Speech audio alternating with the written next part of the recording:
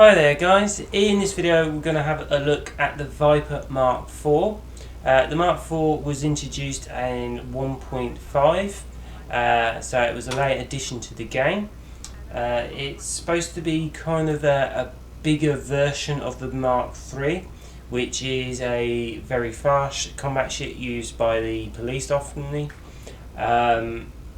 It is obviously bigger, so it trades some advantages for other things. So, for example, because it's got more internal compartments, which allows you to basically put more stuff in the ship, you'll find the top speed's not so good and the boost speed's not so high. But however, one of the good advantages with the Mk4 is that it does have a little bit more bigger jump range, which I think the Mk3 was around about 17, 18 tops, whereas this can go easily to 20, maybe 22 at a push.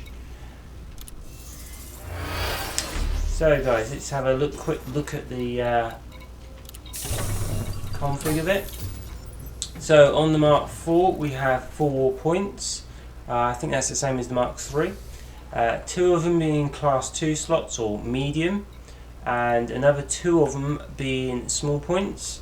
The 2 medium are on the underside of the ship, I think about around the middle section, or maybe towards the back a little bit more, whilst the 2 class 1s are on the top, left and right of the cockpit.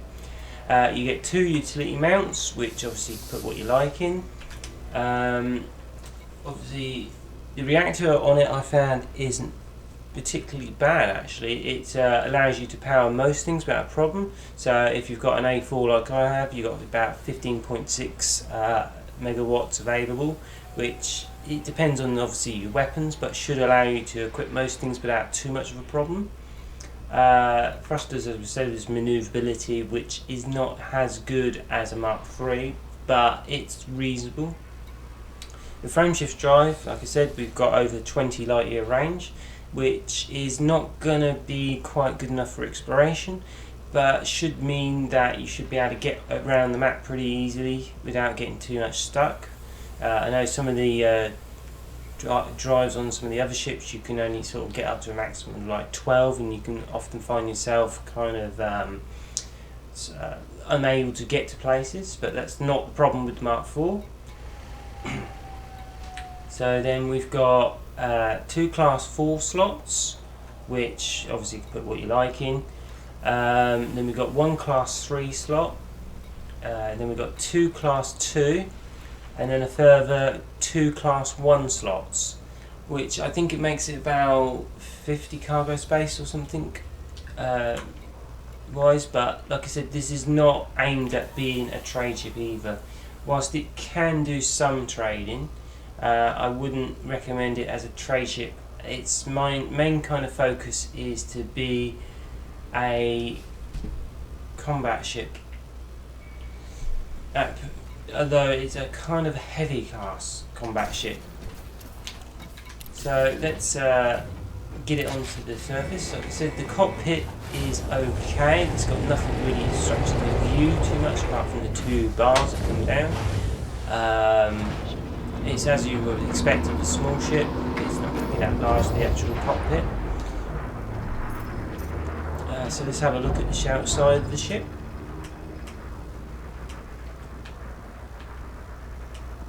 We thank commanders for their promptness in traversing the airlock of this facility, leaving the flight corridor unobstructed.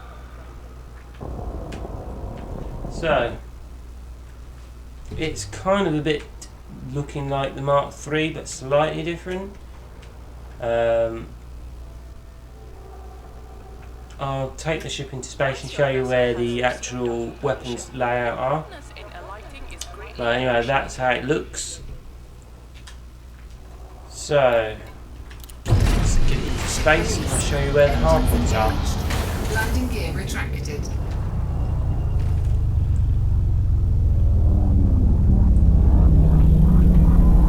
See the speed with boost is around about 370-ish. Top speed without boost, I'll just let it come down. So 268. So let's get some sunlight on the top, and then I can show you where these hard points are.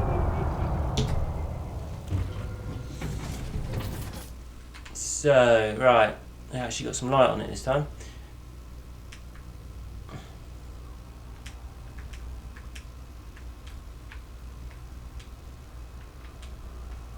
I'm guessing that's the 2 utility slots on the back, but don't quote me on that.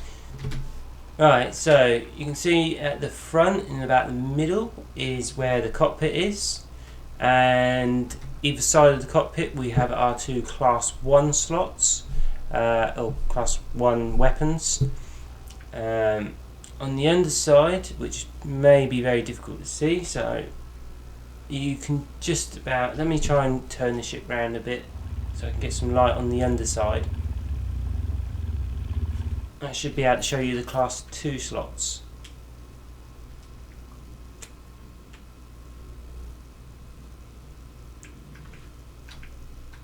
Which I didn't get quite enough light on, but anyway.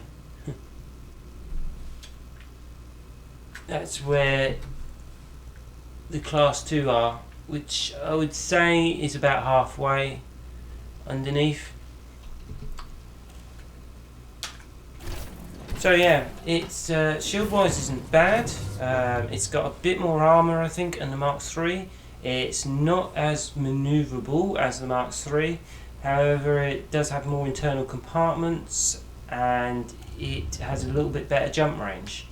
Like I said, if they're important to you, obviously that's what you're looking for. As for exploration, I wouldn't recommend it too much because you kind of need a bit more on the range. A few more internal compartments wouldn't go amiss either because you can get some more fuel on board. However, it's kind of designed as a large or heavy combat fighter, and it's a relatively alright ship. So guys, that's a look around on the Mark IV. Thanks for watching.